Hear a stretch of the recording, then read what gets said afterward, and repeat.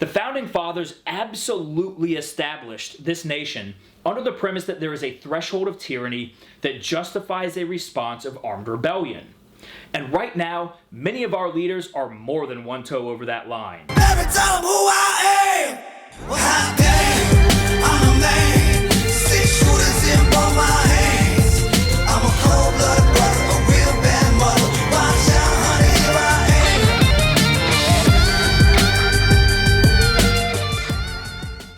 Welcome back to another episode of Revved Up. From lockdown to locked up, the left marches in lockstep.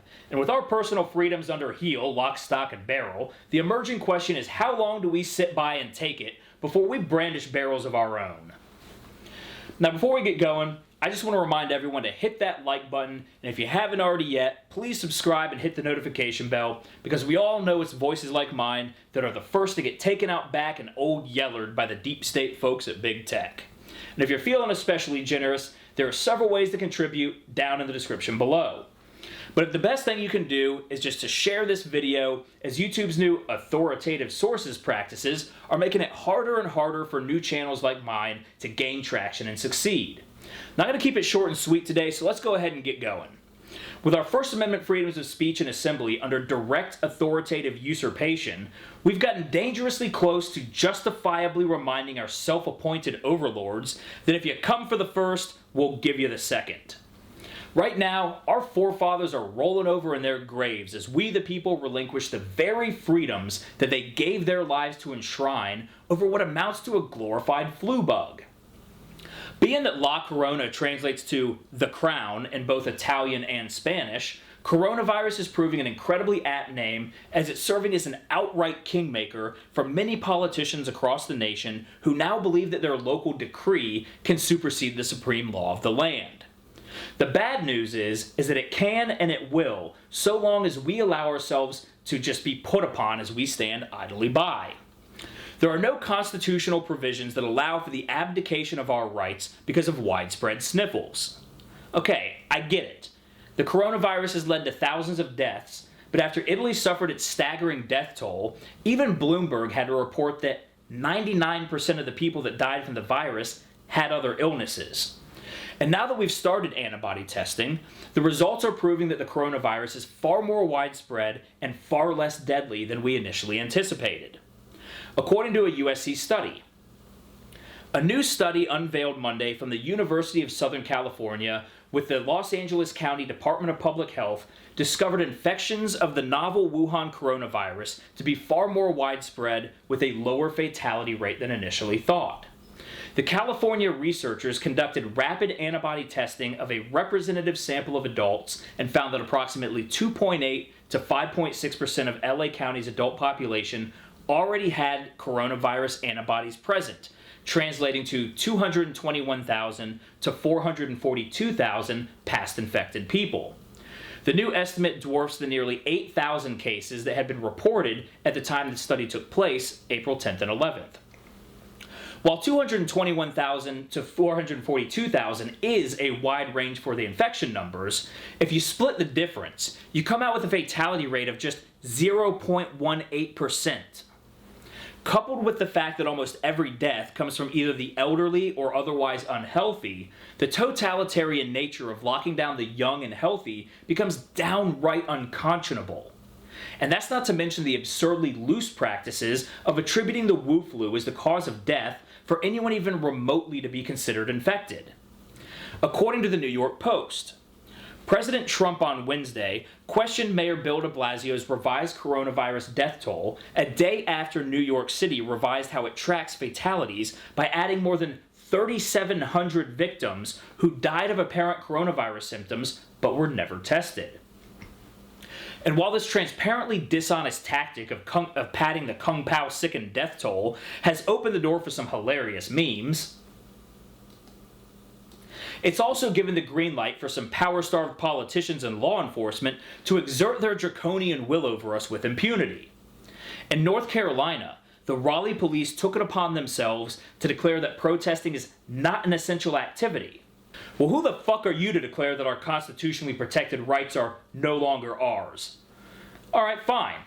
But if you're going to take it upon yourselves to declare that peaceful protests are non-essential activity, then we're going to take it upon ourselves to declare that armed rebellions absolutely fucking are. But that's not even the worst of it. About an hour north of me, the mayor of Lancaster, California, had what might be the most alarming statement about anyone who dare defy his ultimate authority. From California Mayor R. Rex Parris's own Facebook page. We were notified a group is planning a similar protest in Lancaster. Make no mistake, people who deliberately violate social distancing laws and the laws requiring that we all wear face masks will be identified, arrested, and prosecuted. Do not mess with us. You will not endanger the lives of our hardworking families because of some misguided civil liberties argument. The quote is, "Give me liberty or give me death." Being arrested and locked up in an overcrowded jail just might result in granting you your wish. Now there's so much to unpack here, it's tough to do with my blood at full boil. First of all, there are no face mask laws. There are face mask mandates. The former requires a constitutional process, while the latter only requires some totalitarian asshole who willfully neglects the limitations of his or her own power. Second, do not mess with us? Now, I know California's got a lot of bitch-made motherfuckers in it, but where I'm from in the dirty South, talk like that is an invitation to get you put in check faster than a rabbit gets fucked. And Lancaster ain't San Francisco, so you still may get yours for talk like that. Third, how the hell do you have so many hardworking families when you've mandated that people can't actually go to work? When you've taken it upon yourself to deem which jobs and services are or are not essential? You don't get to have it both ways, motherfucker. Fourth, there is no such thing as a misguided civil liberties argument. In fact, any argument that stands in contrast to the civil liberties argument is, without question, the misguided argument. To determine that a civil liberties argument is misguided is to insinuate that the entire set of foundational principles that the greatest nation in the history of our planet are founded upon are misguided. Good luck getting that dog to hunt. And if that's your ingrained mental process, then you have no place representing an American banana slug, let alone the American people. And last, yes, the quote is, "Give me liberty or give me death." It is one of the most iconic quotes of the Revolutionary era and one of the most defining quotes of the American ethos. It's a quote that symbolizes us as a people and the unwavering spirit of American resolve. That you would so proudly take the position of the one to deliver that death to those seeking liberty makes you nothing short of a goddamn redcoat.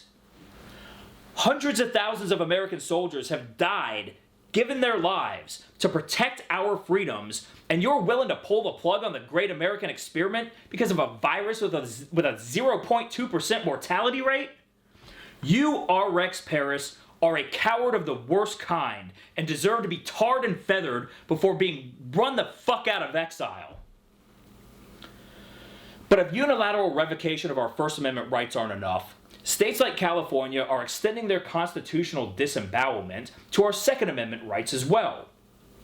As word of a looming lockdown, potential social unrest, the emptying of our prisons, thanks Gavin Newsom, and a declaration from police of lax law enforcement hit the public and fomented growing panic, many lifelong leftist Californians suddenly understood that personal protection is indeed a personal responsibility, and they disconnected their faces from their bongs long enough that they could swarm their local gun stores and find out firsthand that guns are in fact controlled by more laws than their feminist uteruses.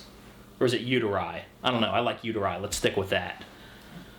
Of course, LA County couldn't bear the possibility that their obsequious cattle might stop grazing and blazing the greenery long enough to realize that stocking up on weaponry is indeed in their best interest, because if they figured that out for themselves, they might also figure out for themselves that their best next move is to turn those newly acquired arsenals on the very politicians that lulled them to sleep to begin with, and are keeping them locked in their apartments like jail cells.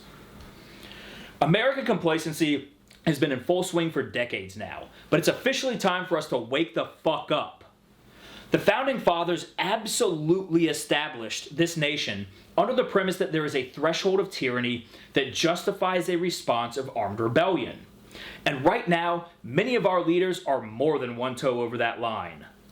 The simple fact is we've been across that line ever since the government passed the unconstitutional income tax and started robbing us of our wealth and prosperity. But what we're witnessing now is the most flagrant disregard of civil liberties since we bowed to the crown. And here we are, bowing to La Corona, a crown of a different kind, allowing it to make kings and queens of our elected representatives. Well, I, for one, will never bow to a crown. Thanks for watching. If you like this video, please remember to like, share, comment, subscribe. I'm going to try to put out 1 or 2 of these videos a week, but I do work a full-time job, so if you're interested in seeing more frequent content, please consider contributing to my Subscribestar, Patreon, or PayPal accounts listed below, and don't forget to follow me on Twitter, Facebook, and Instagram at Thorburn. And as always, rev your engines, ride hard, and fight like hell. Every time who I am, well, how